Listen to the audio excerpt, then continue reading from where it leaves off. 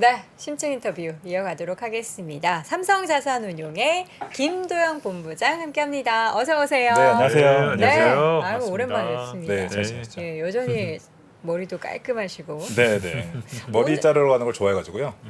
오늘은 의상이 예전보다 많이 수수해지셨어요. 아. 네. 컬러가 좀 블랙? 아니, 오늘 블랙이라서 그래도 그런가? 좀 네. 캐주얼하게 입고 오셔가지고. 네, 네. 네, 네. 오늘 좀 날이 너무 습하다 그래가지고 네. 맞아요. 저까지 껴입으면 안 그래도 덩치도 큰데 약간 보시는 분들이 답답해하실 것 네, 같아가지고 네, 시원하게 네, 오늘 입고 네. 오셨습니다.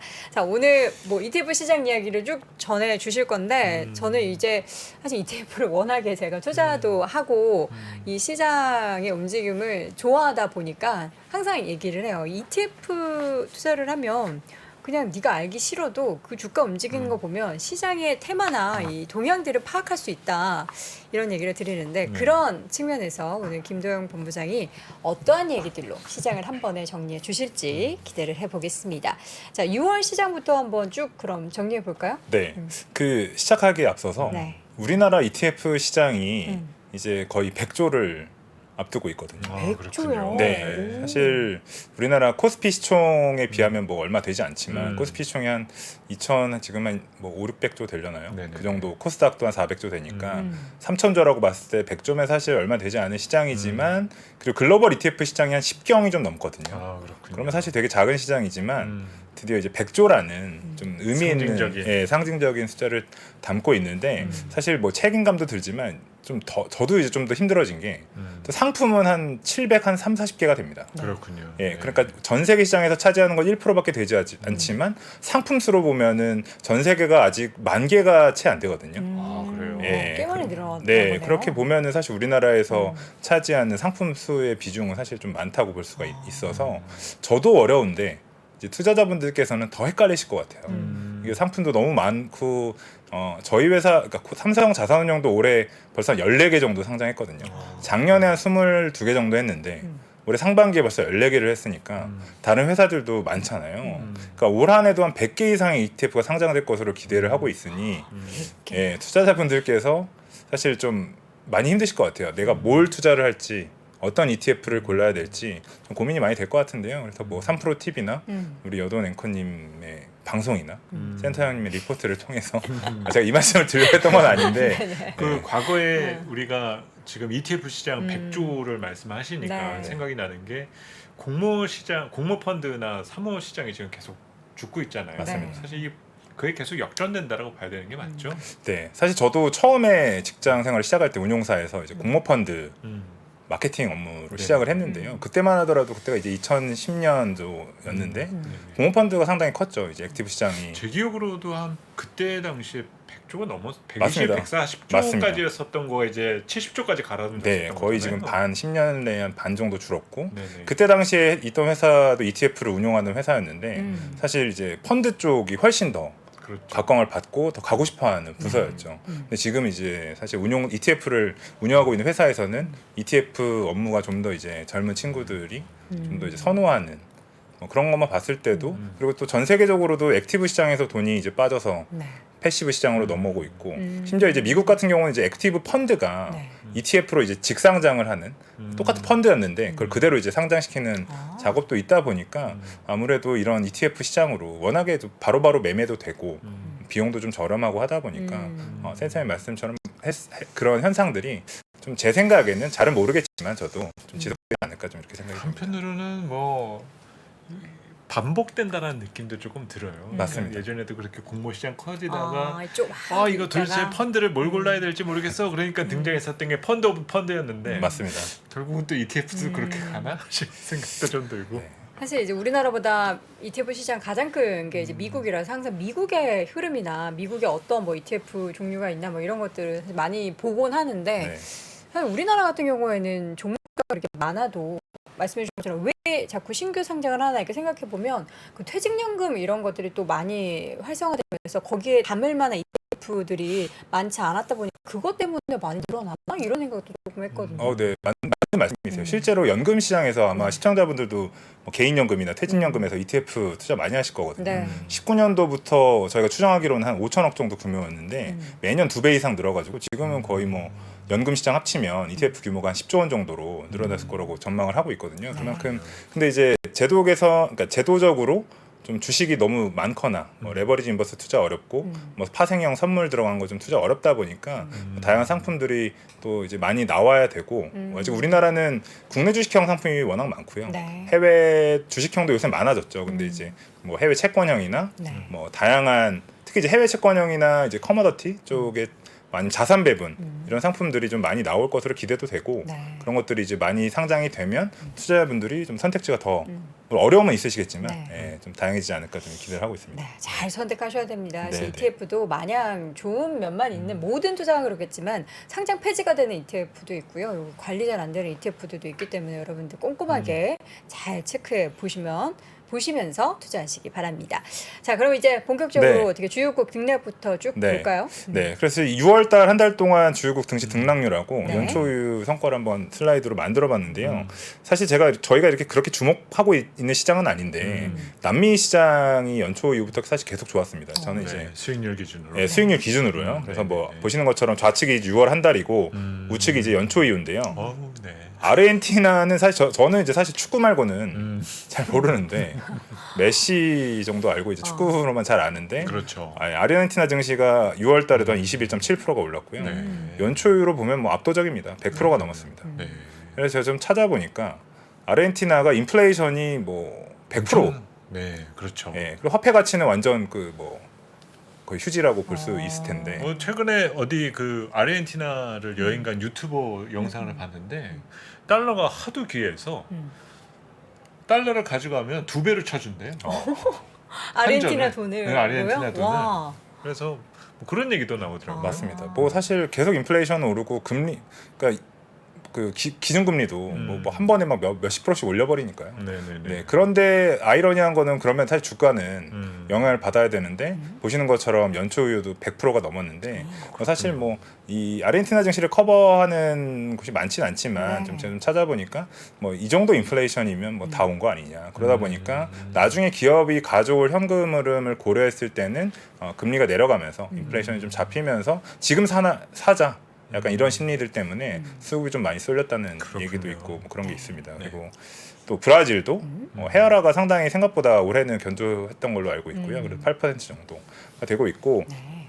제가 뒤에서 이제 ETF로 말씀드리겠지만 지금 곡물 가격이 심상치가 않거든요. 아, 그렇죠. 네. 네. 그래서 뭐 콩, 밀, 옥수수 이제 뭐 슈퍼 엘니뇨라고 그러더라고요. 네네. 제가 뭐 이제 잘은 모르지만 엘니뇨, 라니냐가 이제 워낙 익숙했었는데 그런 것 때문에 근데 이제 아르헨티나나 브라질은 저희가 잘 아는 뭐 이런 표현이 맞을지 모르겠지만 곡창지대잖아요. 네, 예, 그렇죠. 뭐 워낙에 많은 그런 것들 농산물을 생산하는 나라다 보니까 그런 영향도 좀 있지 않았나 이렇게 보고 있고요. 두 번째로는 지금 매일 언론에 나오고 있는 일본 관련 일본 지수가 대표적으로 이제 토픽스랑 니케이가 있죠. 이 두 그렇죠. 지수. 네, 네. 이 두 지수가 사실 구성 종목은 좀 다르거든요. 토픽스는 이제 동경거래소에서 발표하는 거고 네. 니케이는 니케이에서 발표하는 네네. 이제 지수다 보니까 지수 산출 방식도 좀 다릅니다. 사실. 그런데 어쨌든 일본 증시가 이제 동반 상승을 하면서 6.4%, 뭐 5.3% 이렇게 좀 많이 올랐고요.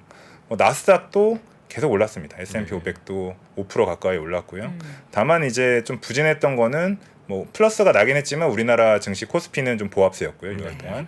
그리고 홍콩은 좀 괜찮았던 반면에 본토 증시. 그리고 또 오늘도 좀 본토가 좀 안 좋았는데요. 뭐 아까도 말씀 나오셨던 것 같은데 또 미국이 또 이제 중국 제재, 반도체 제재 이런 얘기 나오면서 중국에 대한 우리나라 분들의 사랑은 사실 뭐 하루 이틀의 이슈는 아닌데 지금 또 사실 돈이 들어오고 있거든요. ETF로도. 그럼. 예, 뭐 차이나 항생테크나 뭐 CSI 300이나 본토와 홍콩의 대표 지수로 사실 자금이 알게 모르게 계속 들어오고 있는데 사실 이 기대만큼 중국 증시가 좀 안 올라주다 보니까 좀 어려움은 좀 있는 것 같습니다. 그렇군요. 네. 네. 각국 동향 이 정도 네. 확인을 해보면 좋을 것 같고 네. 가장 이제 국내 투자자분들이 ETF를 통해서 사실 미국 주식을 간접 투자를 하고 있죠. 간접 투자라고 할 수 없죠. 직접 사긴 하는 건데 어쨌든 이렇게 한번 거쳐서 펀드식으로 투자를 하고 있는데 보니까 계속 관련한 자금은 유입되고 있는 상황인 거죠? 네. 뭐 개인적인 바람으로는 해외로 여행은 가시되 투자는 우리나라에서 지수 투자 말고. 네, 직접 투자를 우리나라에서 해주셨으면 좋은 아, 바람이 있지만 네. 워낙에 또 이제 뭐 과세 체계도 다르고 워낙에 더 많은 상품들이 있기 때문에 큰 시장으로 가시는 거는 뭐 저는 더 좋은 현상이라고 노력해야죠. 생각하는데 네. 예, 해야 됩니다. 해야 되고요. 그래서 제가 6월에 미국 주식 보관 금액을 보니까 이건 지난달에도 한번 보여드렸었는데요. 현재 638억 달러, 한 80조 원이 넘는 규모가 미국 주식에 들어가 있습니다. 그렇군요. ETF 제가 우리나라 시장 100조라고 했는데요. 네. 네네. 그거보다는 조금 작지만 어쨌든 그 규모가 다 미국에 가 있고 5월 대비해서도 한 6조 원 가까이 좀 증가를 했습니다. 그래서 보니까 뭐 예상하셨겠지만 지금 보관금액 기준으로는 테슬라가 압도적으로 1등. 그렇군요. 17.6조 원, 네, 뭐 엄청 많이 갖고 계시죠. 그리고 애플도 한 6.7조 원, 그리고 엔비디아 4.7조 원, 그리고 TQQQ, 예, 뭐 말씀 안 드려도 잘 아시는 네. 세배 레버리지, 네. 나스닥의 세배 레버리지도 3.3조 원, 네, 엄청 많이 갖고 계시고요. 마이크로소프트도 3조 원 가까이 갖고 계셔서 제가 좀 말씀드리고 싶은 부분은 어쨌든 다시 좀 주식시장으로의 리스크 온 마인드가 센티멘트가 많이 올라오지 않았나. 그건 비단 우리나라만은 아니라고 알고 있고요. 그렇네요. 네, 그래서 해외 뭐 미국도 계속 주식시장으로 돈이 들어오고 있는데 그런 얘기들 많이 하잖아요. 이제 뭐 긴축의 끝에 이 랠리, 뭐 크레이지 랠리라고 하나요? 그런 랠리가 계속되고 있고 뭐 당분간 그것을 뭐 계속될 거라고 전망하시는 분도 계시고 아니라는 분도 계시지만 네. 어쨌든 자금은 계속 이 주식시장으로 들어가고 있다라고 말씀을 좀 드리겠습니다. 앞서서 뭐 100조 ETF 시장이라고 하셨고 83조라고 하던데 사실 우리나라 그 주식 투자하시는 우리나라 시장 투자하시는 분들 대비해서 미국 시장 투자하시는 분들이 한 비율 2%인가 밖에 안 된다고. 그렇죠. 근데 그렇게 낮은 수준에서 이렇게 ETF로 많이 투자하는 건 생각보다 진짜 많은 분들이 ETF로 미국 주식 투자하는 거잖아요. 네, 뭐 요거는 이제 개별 주식이나 ETF를 합친 거긴 하지만 제가 이제 뒤에 보여드릴 그 순매수나 매수에서도 ETF를 더 많이 하십니다. 뭐 개별 종목보다 그러니까 종목 수로 보면은 네. 예, 그 바로 보여드리면 네. 뭐 개별 종목은 한 2개 정도 하시더라고요. 그러니까 테슬라. 매수인데요. 이렇게 매도하신 거 포함해서 이제 1번에 테슬라가 뭐 압도적으로 네. 제일 많이 하셨고 이제 엔비디아 제가 위에 5타네요. 엔비디아도 네네. 많이 하셨고 뭐 잘 안 바뀌시는 것 같아요. 이제 세배 레버리지 인버스를 제가 위에다가 이제 세배의 민족이라고 써놨는데요. 3을 참 좋아해요. 3을 참 네. 좋아합니다. 네. 네배 레버리지가 혹시라도 뭐 미국에 이런 데 상장되면 하실지는 모르겠어요. 그, 하시겠죠. 하시겠죠. 더 센 거를 원하는데 네. 더 강한 거 없나 생각해- 싶으실 텐데 생각해- 변동성 좋아하시고. 그렇죠. 그래서 보시면은 일단 테슬라를 6월 한 달 동안에 매수한 금액이 한 1.9조 원. 예, 근데 사실 매도도 많이 하셨어요.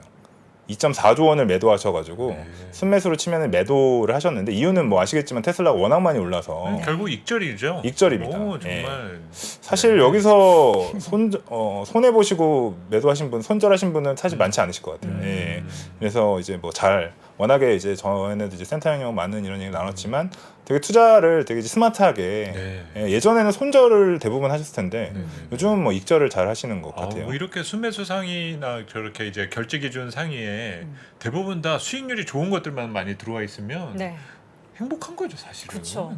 다행입니다. 너무 진짜 행복하죠. 다행이에요. 예, 네. 그래서 저 빨간색 있는 ETF들이나 주식 갖고 있으면 너무 행복할 것 맞아요. 같은데요. 뭐 이런데 뭐 계속 뭐 인버스라든지 뭐 거꾸로 된 것들만 계속 많고 그러면 흐름만 못하고 사실 더 암울해질 수도 있거든요. 맞아요. 맞습니다. 사실 인버스 투자가 상당히 어렵거든요. 아, 저기 있기는 하군요. 네, 있어요. 있습니다. 그래서 인버스도 그냥 인버스 아닙니다. 네, 배워- 3배. 세 배 인버스네요. 3배로 가죠. 그러니까 이게 여기 리스트에서 보시면 반도체 이게 딱 두 개의 네네. ETF가 매달 이제 충돌을 하는데 2번, 3번이 이제 반도체 미국의 반도체의 3배 레버리지와 3배 인버스가 이제 세계관이 네. 충돌하는 거죠. 네네네. 나는 반도체는 더 간다. 아니야 이제 다 왔어. 네, 충돌하는 금액이 간다가 1.1조 떨어진다가 간다가 뭐 한 7,600억 정도. 예, 뭐 막상막합니다. 그렇네요. 하고요. 하지만 이제 계속 갔죠 사실 반도체는. 그래서 저 디렉스용이 뭐 세배 레버리지의 대표 아, ETF 그렇군요. 운용사인데 네네. 참고로 미국에서는 이제 세배 레버리지 ETF를 추가로 상장 못하는 걸로 제가 알고 있거든요. 이제 더 이상 안 되는 거예요? 예. 오. 그래서 기존에 있던 ETF들만 이제 상장할 수 있는 걸로 알고 있고, 예, 그렇게 알고 있습니다. 어쨌든 뭐 기존에 나와 있는 게 많아서 사실 그렇긴 한데요. 그 얘는 이제 아이스에서 발표하는 세미컨덕터 지수를 활용을 합니다. 그래서 그 두 개, 속슬과 속스가 충돌하고 있고 5번, 6번은 또 잘 아시는 TQQQ와 네. SQQQ. 간다와 안 간다. 예, 간다 안 간다. 간다 6,200원, 안 간다 6,000억. 네. 예, 뭐, 비슷비슷하네요. 이것도 비슷비슷합니다. 반반이에요. 예, 치열합니다. 그래서 뭐 거의 뭐 치열한 네. 박빙을 싸움을 하고 있지만 지금까지는 올해는 뭐 잘 아시는 것처럼 간다가 워낙에 좋았기 때문에 그런 상품들도 있고요. 네. 7번에도 제가 저번에도 한번 소개시켜 드렸는데 테슬라. 디렉시용의 역시 이제 테슬라를 1.5배 데일리 한 종목만 담은 거예요. 예, 이런 ETF도 근데 왜 2배가 아니고 1.5배? 그거는 잘 모르겠습니다. 이게 뭐 여기는 미국은 사실 우리나라는 파생 상품에 대한 제약도 좀 있고 그런데 미국에서는 제가 제도적인 부분은 잘 모르겠지만 1.5배로 뭐 세팅을 했더라고요. 운용에 어려움이 있을 수도 있을 것 같고요. 왜냐하면 이제 1.5배면은 뭐 테슬라 주식도 담아야 되지만 이제 선물도 담아야 되면서 포지션을 좀 잘 잡아야 되다 보니까 실제로 이게 ETN 같은 경우는 3배도 있고 하잖아요. ETN 미국에서도 그때 천연가스 이런 거 했을 때 사실 ETN은 많이 상패를 했는데 운용 포트폴리오를 이제 하루에 3배 딱 맞추기가 사실 쉽진 않거든요. 네. 그런 걸 좀 잘해야 되는데 그런 이슈지 않을까라는 저희 그 개인적인 그렇군요. 추측이었습니다. 네. 자, 이어서는 일본 시장에 투자하는 규모도 지금 계속 늘고 있어요. 이게 뭐 어떤 버핏 효과일까요? 맞습니다. 뭐 잘 아시는 것처럼 버핏 옹께서 일본에 대한 뭐 관심을 좀 두면서 네. 뭐 상사나 이런 종합 상사나 뭐 관심이 많아졌고 또 반도체 기업들이 상당히 많이 올랐죠. 예. 미중 무역 분쟁의 수혜가 우리나라뿐만 아니라 일본의 뭐 도쿄 일렉트론이나 이런 회사들이 좀 많이 가져갔잖아요. 그래서 연초유 성과가 충분히 좋았는데요. 네. 뭐 특히나 이제 뭐 더 잘 아시겠지만 엔화가 너무 싸다. 그래서 지금 일본 여행을 뭐 엄청 가시기도 하고 맞아요. 예, 몇 달 전에도 제가 뉴스에서 봤는데 오사카에서 사람들끼리 어깨를 부딪혀서 우리나라 분이 스미마생 했는데 알고 그분도 스미마생을 했는데 한국 사람끼리 했다더라. 뭐 이렇게 웃긴 뭐 에피소드였는데 그만큼 이제 엔화가 상대적으로 좀 저렴하죠. 그래서 이제 주식 시장으로 들어가는 돈들도 많지 않나 이렇게 환차익까지 좀 누릴 생각이- 수 있으니까. 네. 그래서 똑같이 이제 미국 주식처럼 일본에 가서 직접 투자하시는 우리나라 규모를 좀 보니까 지난달에도 보여드렸는데 대비해서 한 2천억 원 정도 늘어서 현재 한 4조 원. 물론 이제 미국 시장 대비해서는 적지만 제가 생각했을 때는 생각보다 상당히 많았고요. 왜냐하면 과거에 10년 넘게 우리나라 자본시장에서 일본 펀드가 잘 된 적이 사실 많지는 않았거든요. 그렇죠. 펀드 수익률로는 그렇습니다. 재미가 없었죠. 재미가 없어서 네. 사실 규모도 그렇게 큰 상품은 없었거든요. 이걸 왜 하고 있는 건지 크게 박살나지도 않고 그렇다고 또 오르지도 않고 중국은 약간. 막 희비가 글쎄되는 그랬었죠. 그런 뭐 해프닝이 있긴 해도 일본은 이걸 해야 되는지 말아야 되는지 이런 분위기인 것 맞습니다. 같군요. 그러다 보니까 사실 투자에 많은 돈이 중국으로 갔던 건 사실이었던 것 같아요. 그래서 보면은 아무래도 이제 일본이 경기 회복을 할 것 같다. 그 엔화가 너무 싸니까 엔화가 올라갈 것 같지 않을까? 이런 기대감에 네. 많은 돈들이 이제 또 들어갔고요. 그래서 보시면 연초이로도 한 18% 정도 보관 금액이 늘었습니다. 가장 많이 사는 ETF를 보니까 좀 뭐 아이러니하게도 제가 지난달에도 소개를 드렸었는데 이 TLT ETF에 미국에 있는 아이셔즈 미국 초장기 채권에 투자하는 TLT ETF 여러분들 잘 아실 텐데요. 네. 그거에 이제 일본 상장 ETF입니다. 저게 그러니까 보시면은 JPY 엔화를 해지드 했다라는 거잖아요. 그러니까 일본 시장에서 엔화와 달러화를 해지한 거죠. 그러면 원화 우리나라 분들이 원화로 엔화를 바꿨잖아요. 네. 원화와 엔화가 열려 있는 거죠. 그러니까 엔화가 이제 앞으로 강세가 될 것 같다. 그리고 미국채 장기채 금리는 떨어질 것 같다. 그러니까 자본 차익도 먹고 환차익도 먹겠다라는 투자 심리가 6월 달에도 이어졌습니다. 이거 5월 달에도 많이 사셨거든요. 그래서 재밌네요. 이게 미국 가서도 사실 TLT를 많이 사시는데 네네. 일본 가서도 이제 TLT 환차익까지 환차익까지. 누리겠다. 예. 하지만 하지만 우리 많이 쓰시는데요? 하지만 이제 결과는 아직은 그렇게 계속 내려가니까. 계속 내려갑니다. 계속 예, 내려가니까. 제가 이제 뒤에도 보여드리겠지만 네네. 둘 다 놓치고 있다. 예, 매매 차익, 자본 차익도 캐피탈 게인도 먹고 네. 환차익도 먹을 수익을 내려고 하셨는데 사실 아시겠지만 이제 미국채 금리가 연초 이후로 그렇게 내려오지도 않았고요. 예, 엔화는 계속 떨어지고 있어가지고 네. 그런 좀 모습입니다. 그래서 이제 요거를 제가 한번 가져와 봤습니다. 그 저희가 이제 벌써 6월 말이고 상반기가 끝나죠. 예, 그러다 네. 보니까 제가 요걸 한번 정리를 꼭 해보고 싶어가지고 그 주식 시장에는 많은 투자 주체들이 있는데 ETF로만 봤을 때는 개인, 은행, 뭐 사모펀드, 연기금 등이 제가 봤을 땐 좀 의미 있는 주체라고 생각이 됩니다. 네. 사실 여기서 제가 기관을 뺐는데요. 네네. 제가 이제 뭐 꼭 ETF를 설명드릴 수 있는 자리에서 꼭 말씀드리는 것 중에 하나가 이제 투자 주체 중에 이제 기관이라고 있는데 기관의 수급 뭐 매수가 들어와서 빨간불이 들어오거나 숫자가 이제 파란색 숫자가 찍혀도 사실 그거는 이제 뭐 아시는 분들은 잘 아시겠지만 ETF의 이제 유동성 공급자들 LP가 제공하는 매수 포지션이거든요. 그래서 사실 그걸 보시더라도 아 뭐 예를 들어서 이 ETF는 기관이 마이너스 뭐 몇천억 팔았네라고 생각 안 하셔도 된다. 뭐 요거는 나중에 기회가 될 때 좀 한번 설명을 드리겠지만 그래서 어쨌든 개인이나 은행, 사모펀드, 연기금 등을 좀 보시면 어떨까 이런 생각이 들고요. 제 의미 있는 부분은 6월 달 들어서는 이 4개의 주체들이 모두 순매수로 좀 돌아섰다. 오. 예, 이런 여기에 저는 좀 의미를 그러면 이제 두고 싶습니다. 유동성 공급자들만 팔았다는 건가요? 유동성 공급자는 이제 다시 잠깐 말씀을 드려보면 제가 이제 ETF를 사고 싶으면 누군가는 팔아줘야 네, 되잖아요. 그렇죠. 예, 적정 가격에 팔아주기 위한 그 기관들의 매도가 네네네네. 있었다고 보시면 될 것 같고요. 그래서 기관은 아마 매도로 뭐 지금. 다 합쳐야 되겠지만 예, 그 매도로 ETF 측면에서는 이 기관들 개인 주체들 봤을 때는 매도로 볼 수가 있겠고요. 그렇네요. 예, 그래서 5월 들어서 6월 들어서 개인도 계속 샀고 은행도 사실 5월 달 들어서는 은행이 이제 이게 은행 신탁에서 ETF를 판매하거나 고유 계정에서 ETF를 매매를 하시는데요. 5월 달에는 약간 이제 매도세 아무래도 좀 지켜보자 이런 측면이 좀 강했는데 6월 들어서도 증시가 계속 가니까 좀 역시 뭐 2차 전지나 반도체, 뭐 미국 테크주 중심으로 좀 자금이 들어왔습니다. 그렇군요. 예, 그리고 사모펀드도 원래 이제 사모펀드 같은 경우는 대부분 국내 주식 ETF를 많이 대표 지수형 저희 뭐 200이나 코스닥 150을 많이 매수하는데 그런 쪽으로 해서 사모펀드를 이제 매달 매수를 해서 한 1.1조 원 정도 1년 상반기 동안 순매수를 했고요. 연기금 같은 경우도 계속 4월 달, 5월 달에는 뭐 큰 포지션 없다가 6월 달에 조금 이제 매수를 좀 들어온 뭐 이런 흐름들을 좀 보실 수가 있겠습니다.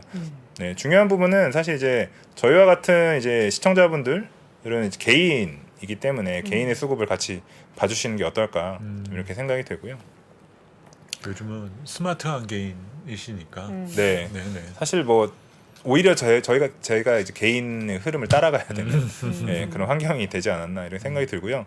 개인 순매수 그래서 6월 달에 어떤 걸 많이 사셨는지 좀 찾아봤습니다. 네네네. 찾아봤더니 일단 1번은 뭐 코스닥 150 선물 인버스. 그러니까 코스닥 150 지수의 일일 수익률의 마이너스 3배를 추정하는 거죠. 네네. 여기에는 그 제가 보니까 코스닥 150이 매달 올랐더라고요. 한 번도 마이너스를 기록한 달이 없어가지고 예, 올해에만 150 기준으로는 한 38.3%가 올랐고요. 네네네. 아까 앞에서 보여드렸던 대표 지수들 중에 아르헨티나 제외하고 가장 수익률이 좋았습니다. 전 세계에서. 네네네. 예. 코스닥이. 예, 코스닥 150이요. 네네네. 예, 그만큼 좋았었고 그리고 그래서 이제 코스닥 150 선물 인버스는 이제 다 올라오지 않았나라는 매수세가 5월 달에는 이제 좀 그게 이제 매도가 더 많았는데요. 6월 달에 이제 계속 오르니까 다시 좀 이런 인버스로 좀 돈이 들어왔는데 어쨌든 코스닥 150은 6월 달에도 조금은 올랐기 때문에 아직 좀 기대하시는 만큼은 빠지지 않는 모습이고요. 두 번째 보실 거는 이제 차이나 전기차. 한때 엄청난 센세이션을 일으켰었죠. 그렇죠. 예, 열풍이 불었었다가 중국 전기차 시장이 사실 좀 안 좋았습니다. 예, 안 좋고 좀 보조금 혜택도 좀 줄이고 이러면서 좀 주가가 부진했는데 사실 지금도 보시면은 연초 이후로도 한 마이너스 14%, 6월 달에도 4%인데 아무래도 좀 저가 매수를 기대하시는 좀 올라가지 않겠나? 그러니까 중국에 투자하는 기대 심리가 같이 반영이 되신 것 같아요. 제가 봤을 때는. 그냥 뭐 중국 뭐 전체 총 지수를 사는 것도 있겠지만 그래도 콕 집는다라면은 전기차. 전기차를 네. 사겠다. 예, 아무래도 중국은 또 환상과 기대가 공존하는 또 성장을 하는 나라다 보니까 네네. 전기차 시장이 또 가장 사실 침투율이 가장 큰 판매가 많이 되는 나라잖아요. 그렇죠. 그러다 보니까 사실 어떻게 보면 당연한 선택이신 것 같기도 합니다. 그래서 저는 뭐 또 이 좋은 수익을 내시기를 기대를 해보고요. 다시 네. 오르기를. 세 번째가 이제 말씀드렸던 일본 엔화에 투자하는 네네. 엔 선물로 갑자기 이제 자금이 막 저거는 이제 어떤 건가요? 500억 정도. 선물로 저렇게 된다면 저거는 그냥 롱 포지션을 뜻하는 건가요? 맞습니다. 이제 강세로 된다라고 전제. 바닥이다. 그렇죠. 엔화가 이제 올라가겠다라고 음. 이제 사신 금액이고요. 네네. 근데 사실 이제 그런 건 있는 것 같습니다. 저희도 이제 ETF가 뭐 달러 선물도 있고 네네. 엔 선물도 있긴 한데 사실 이제 세금이 나오죠. 네. 15.4% 네네. 과세는 되는데 예를 그 들어서 차익 부분에 네 대해서요? 맞습니다. 아, 근데 이제 뭐 환전해서 갖고 계시면 좀 세금 이슈에서는 좀 차이가 있기 때문에 예, 그런 부분은 있지만 어쨌든 편의성이 있기 때문에 예, 엔선물로 500억 가까이 자금이 많이 들어왔고요. 네. 그 다음으로 이제 2차 전지 소부장 이게 4월달에 상장해서 이제 한창 에코프로 BM이 거의 이제 막 갔을 때까 상장을 해서 상장했는데 이제 5월달에는 좀 안 좋았습니다. 네. 가장 성과가 안 좋았는데 10% 정도 빠졌는데 6월달에 좀 반등을 했죠. 예, 그래서 이 자금이 계속 유입이 되고 있고요. 또 미국 배당 다우존스 ETF라고 있습니다. 이게 이제 미국에 있는 이제 SCHD라는 우리나라 분들이 많이 사시거든요. 그 싹 복사. 예, 그대로 기초지수 사용한 건데 이 지수를 사용한 운용사들이 우리나라에 3개가 있습니다. 네. 그래서 이제 3파전이 그렇군요. 어디 있는 보수인화 경쟁이 아, 소울 보수인화? 소울이 이제 신한자산 운용이고요. 에이스 이제 한투 네. 한국투자신탁 운용이 이름을 또 이제 바꾼다고 하더라고요. 똑같이 이제 에이스 미국 배당 다우존스로 아, 네네. 바꾸고 이제 타이거에서 최근에 똑같이 이제 미국 배당 다우존스를 상장을 해가지고 그런 건데 이제 아마 다 월배당 월분배형 ETF이고요. 그래서 뭐 가장 그래도 개인들이 선택을 많이 받는 건 소울 미국 배당 다우존스다. 제일 수수료가 보수는 운용 보수가 싼가요? 현재 그러니까 이게 제가 이 말씀 안 드리려고 했었는데 사실 왜냐하면 보수가 크게 차이가 안 나나요? 소울의 이 상품이 제가 알기로는 이제 3BP 3. 예, 0.03% 1조 0.03%고요. 미래에셋 타이거가 이번에 똑같이 이제 3BP로 나왔고 네. 소울이 이제 보수 인하를 하는데 제가 그 했는지 지금 날짜는 헷갈리는데 어쨌든 네. 3BP로 동일하게 가고요. 에이스도 1BP로 내린다고. 1BP. 예. 경쟁 1조 팔면 치열하네요. 1조 팔면 총보수가 1억입니다. 1조를 만들기 쉽진 않겠죠. 그렇군요. 근데 하여튼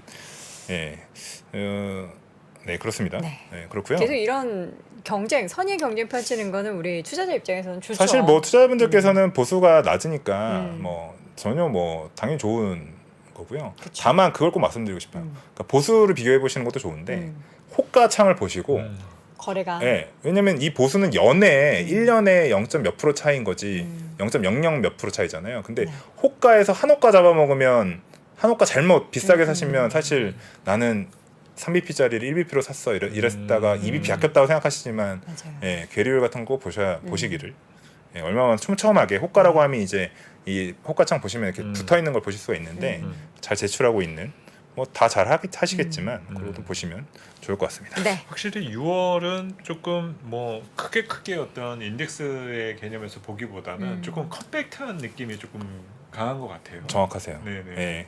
그래서 사실 이게 뚜렷한 뭐 흐름이라기보다는 말씀해 주신 것처럼 정말 딱 요거 뭐 전기차다 아니면 엔화다 집어서. 예. 막 그렇게 가장 핫한 아이템을 조금 추적하는 듯한 맞습니다. 예, 그냥 뭐 미국이 좋으니까 미국으로 가자 뭐 아니면은 일본으로 가자 이런 개념으로 이제 잘 지수 전체에 투자하는 투자는 약간 이제 기본 베이스로 네. 이전부터 했었던 그런 거고. 지겨운 투자는 이제는 한국만으로도 돼. 뭐 이런 약간 네. 그런 느낌. 맞습니다. 약간- 아무래도 시장 자체를 소수 일부 몇 개 종목이 끌고 가다 보니까 아무래도 뭐 연금 시장에서는 당연히 뭐 S&P 500이나 나스닥 100 투자도 여전히 많이 하고 계시고 우리나라 200 코스피 200이나 코스닥 150들 많이 하고 계신데 좀 이런 좀 컴팩트한 투자가 많이 늘어났음을 보실 수가 있습니다. 사실 뭐 일본 엔선물 같은 경우는 어떻게 이렇게 개인 투자분들이 또 아시고 이렇게 하시는지 그러니까요. 매번 이렇게 깜짝깜짝 놀랍니다. 아 진짜 부지런하시고 네. 진짜 이렇게 투자 트렌드를 보면 아 사람들이 요새 어디에 관심이 많구나라는 것을 딱 네. 알 수 있잖아요. 맞습니다. 그래서 뭐 사실 저는 두 가지 정도로 봅니다. 이제 언론사 기자분들의 전화 문의 내용과 많이 문의. 예, 많이 문의하시면 이제 이게 관심이 많으시구나. 아. 그걸로 이제 미리 좀 알게 되고 네. 두 번째로는 이제 개인들의 동향을 보면서 그렇죠. 매수 이렇게 빨리 가신다고 예, 음. 좀 보고 있습니다. 네. 저도 그런 것 때문에 요새 좀 하는 프로에서 그 네이버에 많은 관심 상품들의 빅데이터가 이렇게 공개가 돼요. 네이버 쇼핑에 들어가면은. 네이버 쇼핑이요? 네, 그러면 이제 뭐 어떤 것들을 많이 보는지 아니면 어떤 거를 많이 사는지 이런 것들이 나오거든요. 트렌드를 파악할 수 예, 있은. 그러면 막 얼마 전까지는 막 소금만 뜨다가 또 요즘에는 이제 제습기로 바뀌고 막 그러는데 지난 일주일 동안 가장 그 네이버 쇼핑을 통해서 많이 산 아이템을 딱 보니까 아까 오사카 잠깐 말씀을 하셨는데 오사카 유니버설 스튜디오 티켓? 티켓이 2등이 들은 거예요. 진짜요? 그 정도예요? 그래서 저도 이런 게 되게 흥미롭다. 어떻게 저는 그런 게 있는지도 몰랐는데 한국에 네. 계신 분들은 한국에서 싸다라는 걸 아는 거죠.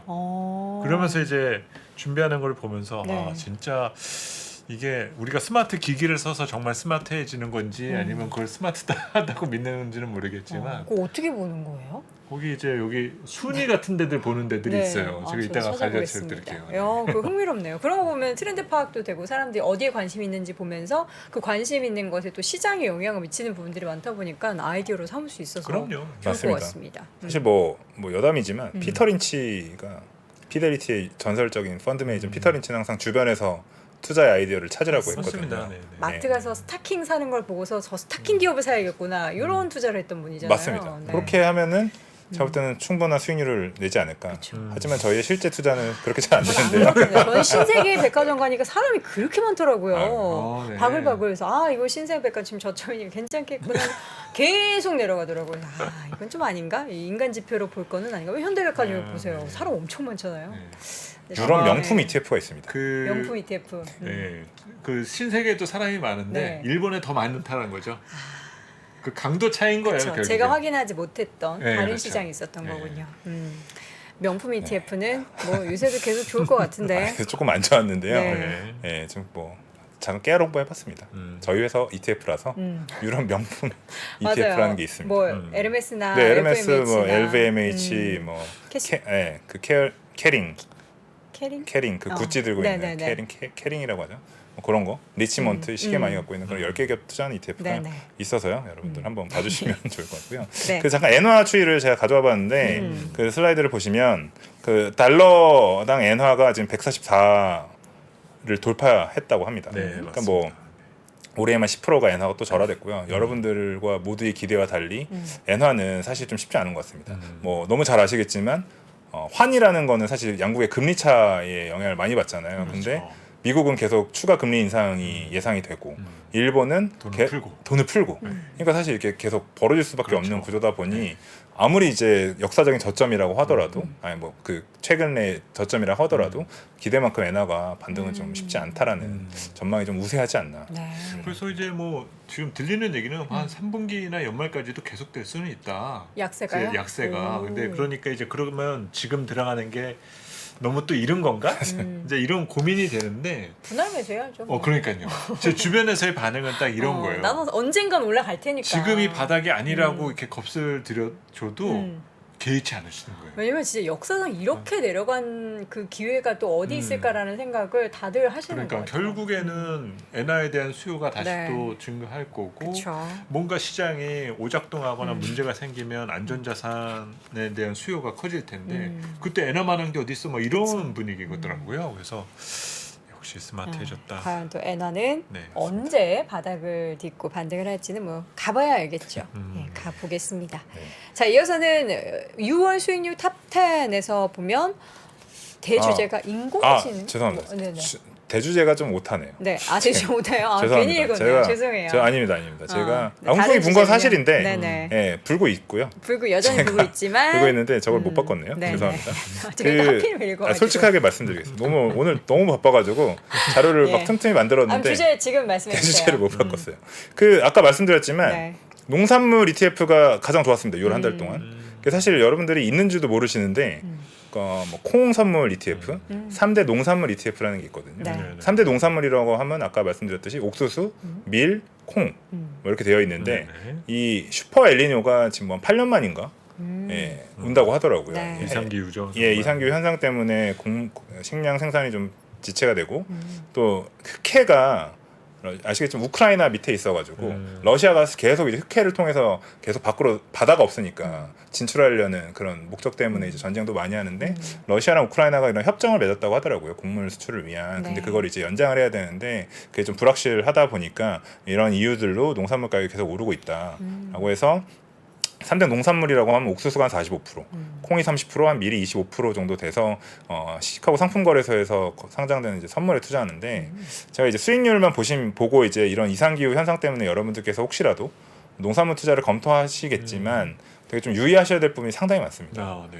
예, 뭐 사실 제대로 분석하기가 좀 어렵고 맞습니다. 예, 선물 투자는 특히나 이제 원자재나 농산물 투자는 사실 이제 세력들에 대한 그런 뭐 해치 펀드에 대한 수급의 변화무쌍하기 때문에 사실 예상하기가 좀 어렵거든요. 그래서 여러분들께서 농산물 투자하실 때는 좀 더 이제 그런 걸 고민해 보셨으면 좋을 것 같고요. 네. 두 번째로는 사실 조선주가 상당히 이번 달에는 좋죠. 네. 네. 우리나라 조선주가 되게 좋았습니다. 그거가 ETF 쪽에서도 많이 있군요. 많이 있습니다. 사실 아. 섹터 ETF들도 많기 때문에 그렇군요. 예, 뭐 조선이나 중공업 분류되는 예, 이런 ETF들에서 좋은 흐름을 보였고요. 그래서 보면 이제 3, 4, 5, 6번이 조선주들이 많이 들어있는 그렇네요. ETF로 친환경 보시면 선박, 네, 될 것 같습니다. 철강도 어떻게 보면 소재로 쓰이니까요. 네, 그런 13%, 것들이 13%. 보니까 이제 예상하셨겠지만 이제 해상 무역이 좀 활발히 되면서 네네네. 물동량이 이제 늘어나고 사실 선박 수주가 별로 없었거든요. 그러다 보니까 조선주들이 되게 이제 수주가 돼야 조선주들이 성과가 좋은데 네. 수주가 없으니까 안 좋았다가 최근 이제 뭐 벌크선이나 이런 좀 물동량 관련한 선박 발주가 증가하면서 이것을 다 이제 수요가 많으니까 성과도 올라가고 배 가격이 올라가고 하면서 조선주들이 좀 좋지 않을까 이런 기대감이 좀 반영이 돼서 6월 한 달 동안에 좀 좋은 흐름을 보였다. 와, 사실 이런 느낌이 결국 액티브 투자네요. 맞습니다. 그러니까 사실 ETF 그러면 사실 패시브의 느낌이 강하면서도 네. 실제로 그 안에서 벌어지는 거는 액티브 투자가 더 네. 활발하다라는 거거든요. 사실 저는 ETF 투자를 시작한 계기도 뭐 어떤 섹터가 좋다 이런 업황이 좋아진다라는 걸 알겠는데 그 안에 종목 너무 많잖아요. 맞습니다. 종목을 고르는 눈이 없으니까 그냥 이거 묶어놓은 알아서 잘 묶었겠지. 사실 그런 의미는 약간 더 패시브한 느낌인데 예전에는 뭐 좋다 그러면은 그럼 코스피 펀드 뭐 이런 전체로 식이었다가 나는 코스피 수익률에 만족할 수 없어. 업종 하나 이제 고를래. 그러면서 이제 변화를 주는 거잖아요. 맞아요. 그래서 사실 이런 말이 있더라고요. 액티블리 영어긴 한데 액티블리 패시브 투자. 그러니까 액티블리 패시브 투자를 패시브. ETF 투자를 되게 액티브하게 해라. 예, 지금 센터님 말씀처럼 네네. 예, 상품은 패시브지만 제가 적극적으로 시장 상황에 대응하는 이런 액티브 투자가 실제 많이 좀 아까 수급에서도 보셨지만 액티블리 이어졌다. 패시브 투자 네, 하나 배웠어요. 투자는 뭐 우리나라 말이긴 했지만 네, 자 그런 게 그리고 있었고요. 좀 안 좋았던 건 잠깐 말씀드려 보면 네. 사실 이제 제가 오늘도 이제 어느 언론사 문의를 받았는데 네이버 카카오나 카카오페이 컨텐츠들 CJ ENN 너무 안 좋다. 가슴 아프네요. 예, 너무 안 좋. 저도 이제 사실 제가 주식을 막 개별 종목을 일일이 보지는 못하는데 확인해 보니까 뭐 6월 달부터 뭐 올해 뭐 하여튼 네이버 카카오도 뭐 2월부터 해서 계속 안 좋고 이런 흐름들이 이어지더라고요. 그래서 사실 뭐 오늘 어제 오늘의 이슈는 아닌데 네. 어쨌든 좀 저는 그렇게 보고 있습니다. 제가 보니까 수급이 뭐 잘 아시겠지만 워낙에 뭐 반도체나 2차 전지나 뭐 이런 쪽으로 쏠리다 보니까 사실 되게 소외받은 섹터지 않나. 네. 그리고 개별 종목을 보니까 네이버나 카카오는 기관이나 외국인은 계속 매도 포지션을 최근에 맞아요. 계속 보이시더라고요. 그렇더라고요. 근데 네, 근데 이제 개인은 매수를 맞아. 가시니까 아무래도 좀 가격이 내려오니까 지금 계속 이제 저가 매수 들어가시는 것 같긴 한데 사실 좀 기대만큼의 반등이 오지 않아서 이런 컨텐츠 관련한 ETF들이 좀 부진했고요. 그래서 이제 헬스케어 관련해서 보니까 이제 셀트리온 삼형제 최근에 안 좋았죠. 네, 좀 안 좋았고 삼성 바이오로직스도 좀 사실 연초에 바이오 헬스케어 기대감이 좋았다가 5월에 반짝 조금 좋아졌었던 반짝 좋았다가. 것 같은데 진짜 그 정말 반짝이었어요. 예. 생각보다 너무 반짝이어가지고 맞습니다. 네. 좀 헬스케어도 좀 동반 하락을 했던 좀 모습이 있었고요. 네. 제가 이제 여러분들의 좀 음. 소개해드리고 싶은 좀 ETF 몇 개를 좀 가져왔습니다. 네. 어떤 거죠? 좀 빨리빨리 말씀을 드려 뭐 어렵진 않습니다. 그러니까 CD 금리라는 네네네. 금리 있잖아요. 네. 이게 이 금리를 추종하는 상품이 두 개가 있는데 네. 이 CD 금리 투자 거래 대금이 지금 전체 ETF 시장에서 가장 많이 네. 되고 있습니다. 그만큼 시장을 이제 주식적으로 리스크 온도하시지만 되게 약간 보수적으로 판단하셔서 유휴 자금을 돌리려는 운용 전략인데요. 시장에 이제 두 개 ETF가 있는데 비교해서 투자하시면 좋을 것 같아서 CD 금리 코덱스와 타이거, CD 금리 액티브, CD 금리 투자 키스. 그래서 뭐 사실 명칭은 거의 비슷하고요. 그렇네요. 차이점을 좀 말씀을 드리고 싶었는데 코덱스에서 이번에 저희가 상장을 했는데 국내 최초로 100만 원짜리 ETF입니다. 오. ETF 주당 종목. 네, 주당. 주당. 네, 주당. 예, 콤마가 없어서 그렇긴 한데 네네네네. 주당 100만 원에 최근에 상장을 했는데 그렇군요. 이 CD 금리도 이제 91일물짜리니까 상당히 음. 단기 금리잖아요. 그러다 네네네. 보니까 움직임이 변동성이 크지 않는데 100만 원으로 상장한 이유가 조금만 움직이더라도 호가가 이제 보시는 것처럼 5원이니까 한 호가당 반영할 수 있는 율이 되게 낮은 거죠. 조금만 올라도 얘도 가격이 오르면서 뭐 그런 차이로 하고 보수는 비슷합니다. 뭐 코덱스가 2bp, 타이건 3bp인데요. 그렇군요. 그런 상품들이 있기 때문에 뭐 필요에 따라서 나는 100만 원짜리를 살래. 아니면 여기 타이거는 또 5만 원에 상장해서 이 장점은 5만 원으로도 투자를 할 수 있다라는 장점이 있죠. 10만 원을 가지고 95만 원으로 여러 가지 주를 살 수 있는데 예를 들면 코덱스 ETF는 95만 원으로는 한 주를 못 사니까. 그렇군요. 예, 그런 차이점들이 있기 때문에 뭐 단기 유동성 하실 때는 지금 현재 CD 금리가 한 3% 후반 정도로 제가 알고 있는데 예, 뭐 마땅한 투자처를 못 찾으실 때는 이런 쪽으로 또는 자산 배분하시는 것도 좋을 것 같고요. 그렇습니다. 두 번째로는 이제 테슬라 워낙 아까 좋아하셨잖아요. 네네네. 우리나라에 테슬라 밸류체인에 투자하는 ETF가 2개 있습니다.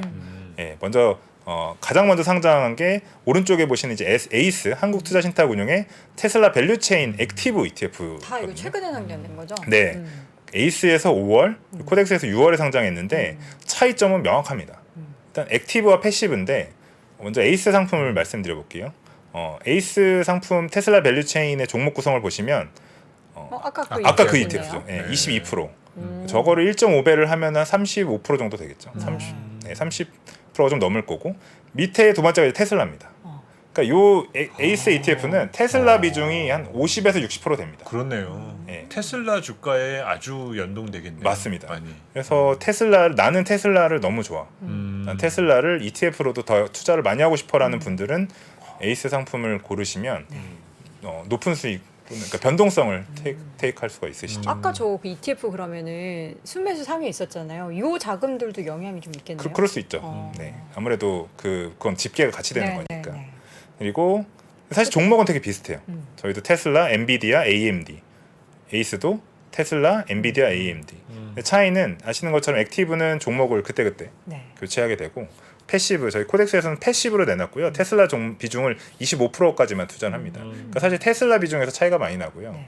그러니까 이게 밸류체인이라고 했는데 힘을 테슬라에 두느냐 밸류체인에 좀 드느냐 그 차이라고 봐주시면 될 것 같아요. 그렇네요. 예, 엔비디아 비중도 저희는 13.6%, AMD 11%. 그러면서 이제 종목이 아래로 내려갈수록 사실 비중 차이가 좀 나기 때문에 여러분들께서 이제 구성 종목이나 이런 변동성을 좀 보시면서 투자하시면 좋을 것 같고요. 보수는 코덱스가 한 18bp, 에이스가 29bp 정도 되어 있습니다. 그래서 그 ETF 인기 다시 있는 상품. 최근에 좋았을 것 같아요. 네, 수익률이 되게 좋습니다. 아무래도 에이스 ETF가 좀 더 좋았고요. 테슬라 성과가 더 좋았으니까. 엔비디아, AMD는 연초율은 되게 좋았지만 약간 이제 그 테슬라보다 조금 덜 올랐기 때문에 그런 상품이 있었고요. 요걸 한번 비교해 보시면서 네. 검토해 보시면 좋을 것 같고요. 마지막으로 제가 이제 그 한국거래소에서 이번에 지수를 하나 만들었습니다. 네. 네, 그래서 코스닥 글로벌이라는 걸 만들었는데 이거를 그냥 꼭 투자하셔라는 아니고 알려드리고 싶어서. 코스닥 글로벌 지수요? 이건 뭐예요? 네. 저도 잘.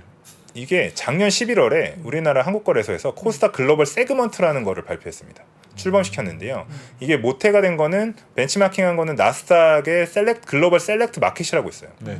나스닥이 시장이 세 개로 그 층이 나눠져 있는데 네. 가장 까다로운 요건을 제시하는 게 이 나스닥 글로벌 셀렉트 마켓이라고 하더라고요. 네. 그거를 도입을 해서 우리나라 코스닥 시장이 제 오른쪽 차트에 보시는 것처럼 슬라이드를 보시면 지금 한 1636개, 오늘자 기준으로 한 1660개 정도 종목이 상장되어 있는데 시총은 아까 보셨던 것처럼 430조 원 정도 되거든요. 430조. 그러니까 종목이 너무 많다 보니까 코스닥 시장에 대한 외국인이나 기관의 밸류에이션이 상당히 멀티플이 낮은 거죠. 그러다 보니까 좋은 기업들이 같이 좀 저평가를 받는 그런 좀 아쉬움이 있다. 그래서 기관이나 외국인들의 투자를 좀 더 늘릴 차원에서 작년 11월에 만들었고요. 그걸 이제 내일 이제 이 두 개의 ETF가 동일 지수를 추정한 두 개의 ETF가 상장을 합니다. 내일 하는 거군요. 예. 네. 그래서 코스닥 글로벌이라는 이름을 달고 삼성 자산운용과 미래에셋 자산운용이 ETF를 만들었고요. 저희가 한 500억, 미래가 100억 정도로 해서 시장에 좀 활기를 좀 돋구기를 좀 기대를 하고 있습니다. 그 종목 수는 어떻게 네, 구성되는 종목 수가 건가요? 중요한 역시 말씀이셨는데요. 네. 총 50개 종목이 있고요. 네. 50개 기업인데 이제 글씨가 보이실지 모르겠는데 말씀드려 보면 이 코스닥 글로벌이라는 게 시총도 일반 기업은 5천억 이상, 네네. 바이오 기업은 1조 원 이상이 되는 기업을 요건을 넣고요.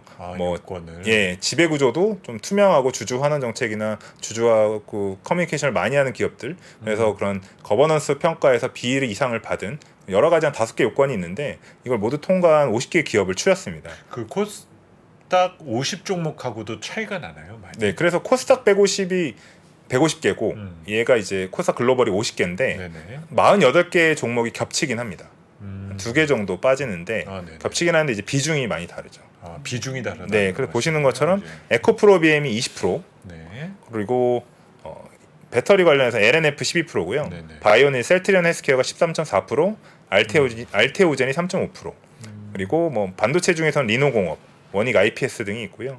또 엔터 중에서는 유일하게 JYP 엔터테인먼트가 네 번째 들어가 있습니다. 네. 그래서 150 대기업 중에 좀 빠진 거는 에코프로나 그렇네. 뭐 엔터 중에서는 SM이나 YG 엔터테인먼트가 빠졌고요.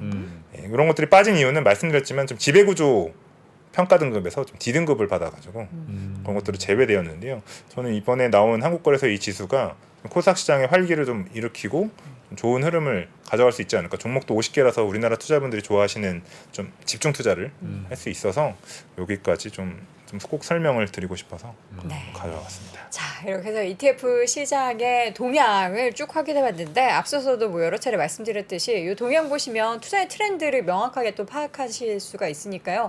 난 몰랐는데 이게 이런 투자도 할 수 있었어? 하는 아이디어를 여러분이 조금이나마 얻어가 보셨으면 좋겠습니다. 자, 이렇게 해서 오늘 심층 인터뷰 삼성자산운용 김도형 본부장 함께했습니다. 고맙습니다. 네, 고맙습니다. 감사합니다. 장 시작 전부터 종료까지 쏟아지는 수많은 뉴스와 정보들. 이 중에서 어떤 것이 투자에 정말 도움이 되는 정보일까요? 3프로의 증시 셔터맨 박근영 마스터가 직접 정보를 선별하고 투자의 힌트를 드립니다. 시간도 아끼고 투자 아이디어도 얻는 시간, 박근영 부장의 마켓 힌트와 함께 하세요. 자세한 사항은 3프로 TV 앱과 홈페이지를 확인하세요.